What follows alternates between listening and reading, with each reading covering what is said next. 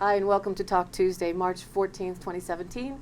I'm here, Kendra Cook, with Bruce Hankins, Superintendent of the high school and of the elementary school. Mm-hmm. Thank you for coming. I You're appreciate it welcome. on such short notice. We have a high school, middle school and high school drill coming up tomorrow live Great. in our Dove Creek area. Just thought it'd be fun to have you explain to the audience exactly what that's going to entail. Okay, so as for liability purposes, we need to do drills around emergency evacuations, lockdowns, those type of things. So in conjunction with our local law enforcement, which include the Sheriff's Office, Colorado State Patrol, our Department of Wildlife officers, we will be conducting a drill tomorrow in the afternoon, probably around 2:30. We're not going to say exactly when. It'll start as a lockdown drill, and we will lock the school down, so any parents that need to check their kids out prior to that need to do so, because once the drill starts, we will not allow anyone in or out of the school until the completion of the drill. So it'll start as a lockdown, and then we'll move into an evacuation where we'll evacuate all of the students from the middle and high school. The drill does not affect the elementary school. The purpose of the drill is just to test our emergency preparedness and identify areas where we can improve or areas that we're doing pretty well in. The school has an emergency operation manual that will be utilized to go through a procedure. We'll also activate the Dolores County Emergency Operations Center at the courthouse for communication. And we will, during the lockdown and evacuation drill, we'll also be giving the Emergency Operations Center other scenarios to see how they would respond to that. So the important thing is for parents to remember it's just a drill. If you get a text or something, please do not respond or come up to the school worried about your kids. In the event if it was a real emergency, we would notify parents as we could through our easy message system. And it's just really important to remember if it was a real emergency, the best thing parents can do is to stay away from the school and let us handle it. We will let you know where you can be reunified with your students. We will not go through the reunification process tomorrow. It'll just be an evacuation. The drill probably will take around 30 minutes total. And it's really no different than a fire drill. Again, we will not do anything with the elementary school right now. We find that when other schools tend to do these drills with emergency evacuations and lockdowns, for the little kids, it's just a little bit too much trauma. So we don't do anything with the elementary kids as far as lockdown or evacuation. And part of the regular school year, there's probably fire drills anyway. Yeah, I think the fire drills are a little overdone. We have to do one every month, so like 9 during the school year. I think that's probably a little much, but it is the law. Interestingly enough, there's no law that says we have to do any of these lockdown or evacuation drill, but there is a piece with some liability with our insurance carrier that we need to do some scenario drills. So that's one of the reasons we're doing it. And then the big reason is just to test our emergency preparation and identify our gaps and try to fill those in. Right. And is there a mandatory drill twice a year for buses, though, for the school buses? The buses have mandatory like evacuation drills, but for the schools there's none. And we have kind of a multi-layer emergency plan. So we can do lock-in where we, or lock-out basically, where we secure the perimeter and try to run the school day as normally as possible and escort kids back and forth. That would be utilized if there was a threat out in the community, like if law enforcement was chasing someone or a domestic dispute or something like that in the vicinity of the school. We would basically lock out, and that's a secure perimeter. And then a lockdown is if it's an internal threat, if there's someone in the school that is a threat, we would lock the school down. If it's a natural disaster like weather or something out in the community, we would shelter in place and basically just keep the kids for however long it was until we could reunify. And then the most significant one is this lockdown. That's where there's a threat and we need to do everything we can to keep kids safe. Okay, and by the way, this is a live show on Tuesday night, and if you'd like to call in with any questions, it's 677-2283, 677-2283, the number down on the desk here, and we'd be glad to field your questions. As far as the evacuation, are we thinking more of a bomb threat? Is that the scenario? Yeah, I mean, the thing about these emergency situations, it used to be like after Columbine and Bailey, it was real scripted that if this happens, you do that. And what we saw happening with subsequent events where we had kids getting killed because they were told to stay wherever they were. And, somebody had come in shooting and they were just kind of sitting there. So where it's really kind of changed now is we tell our staff, you need to do whatever it is you need to do to keep the kids safe and to keep yourself safe. And whatever that is, we'll support it.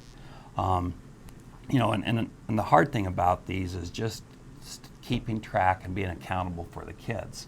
And I mean, basically, if this was during a passing time or lunch and something happened, we tell our kids just get wherever it is and be safe. We'll sort it out later and we'll get you reunified with your parents. But it's, in those situations, it's just a chaotic situation. Right. And you don't want people having to think, oh, I need to do this, or I need to do that, or I need to lock my door, or I need to turn my lights out. You just do whatever it is that you need to do to keep yourself and your kids safe. If you need to go out a window, go out a window. If you need to fight somebody, fight somebody. But do whatever it is you need to do to make it work for. That sounds like a good common sense plan. Yeah, Which is I mean, and you don't think about it. You don't think about having to do all these steps because that's where Right. people get into trouble in an emergency. Right.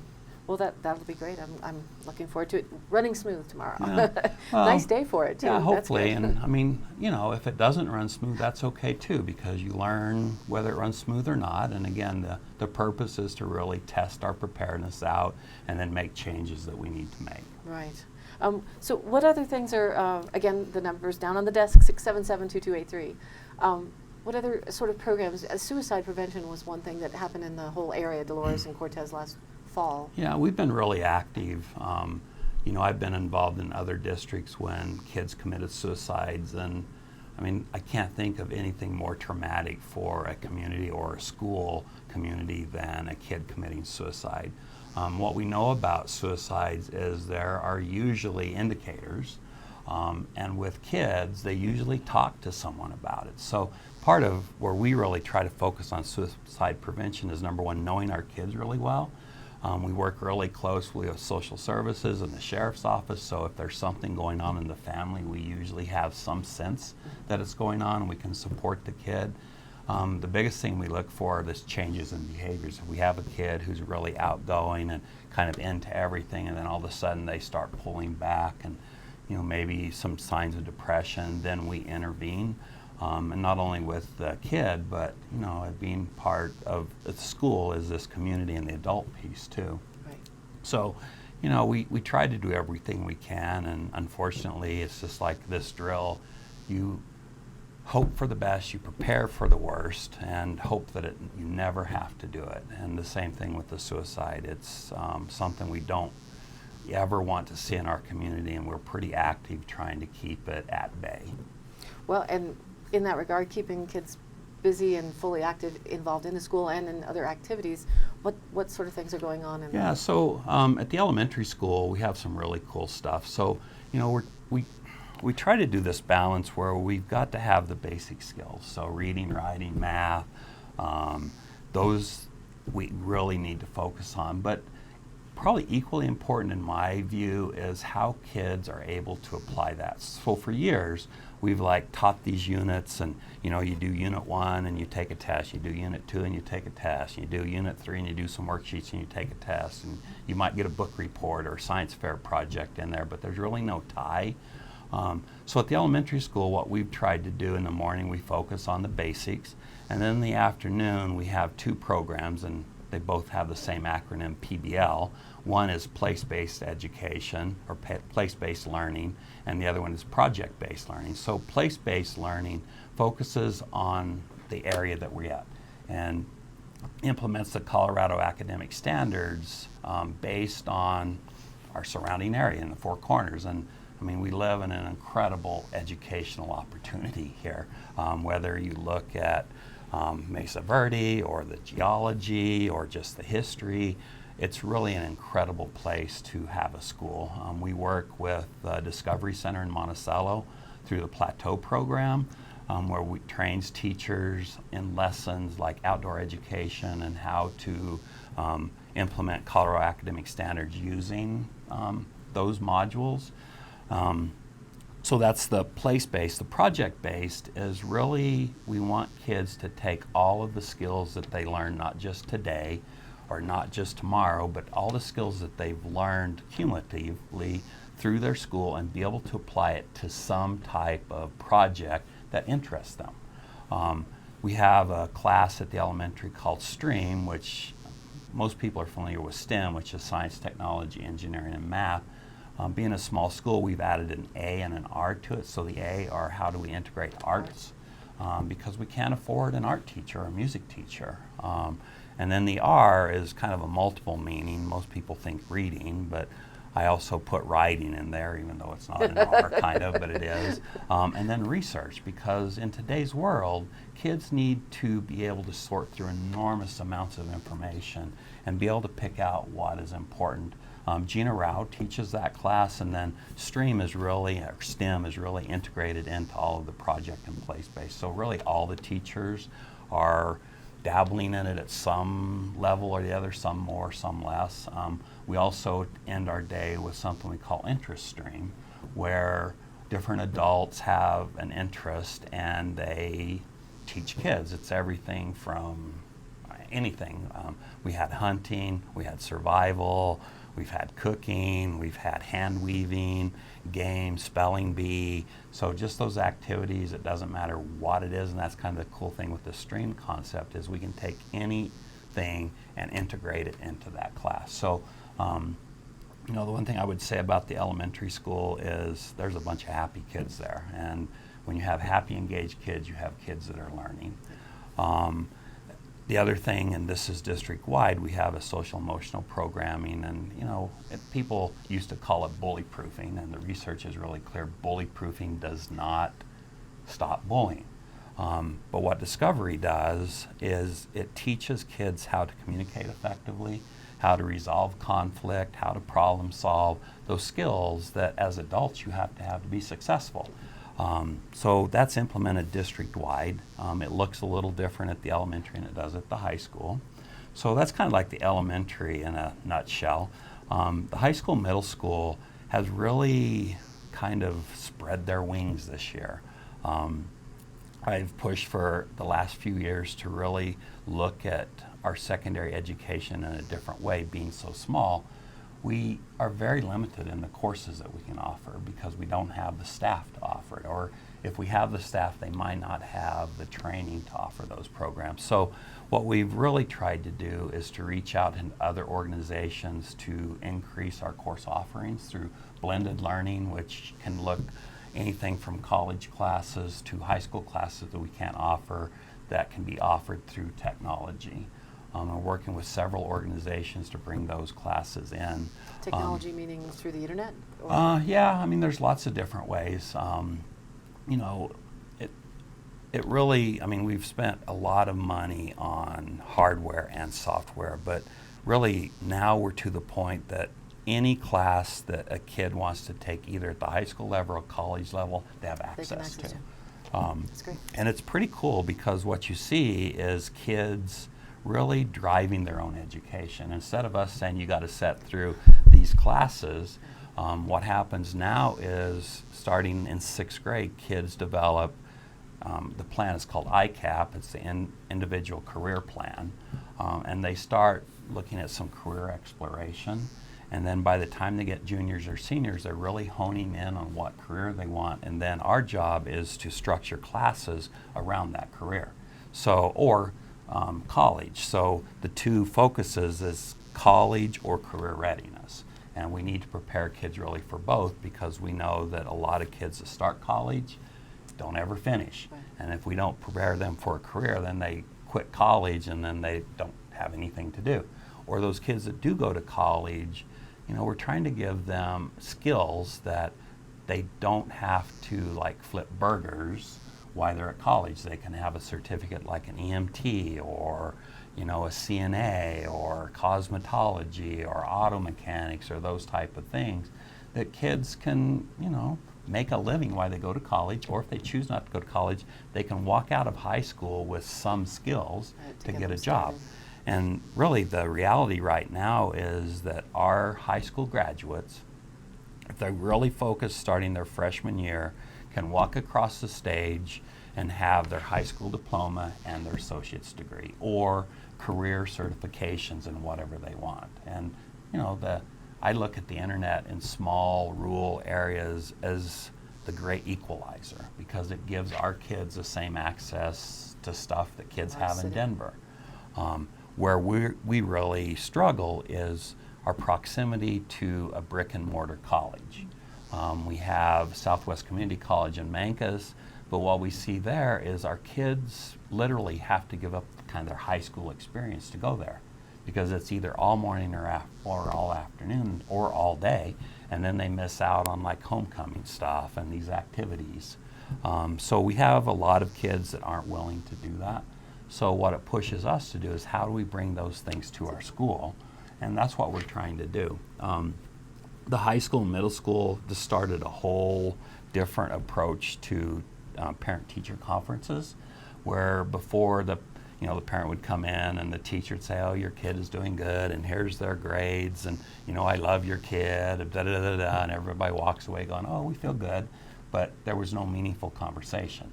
So now the way those are, kids have a portfolio online with all their ICAP goals and all their classes and their career stuff.